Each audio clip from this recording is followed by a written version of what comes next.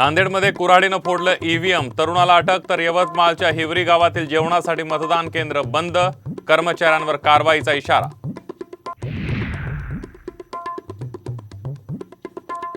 संध्याकाळी 5 वाजेपर्यंत राज्यात 53.51% मतदान. देशातील सर्वात कमी मतदान महाराष्ट्रात. देशातील निवडणुका ईव्हीएमवरच होणार, सुप्रीम कोर्टाचा मोठा निर्णय. बॅलेट पेपर संदर्भातील सर्व याचिका फेटाळल्या.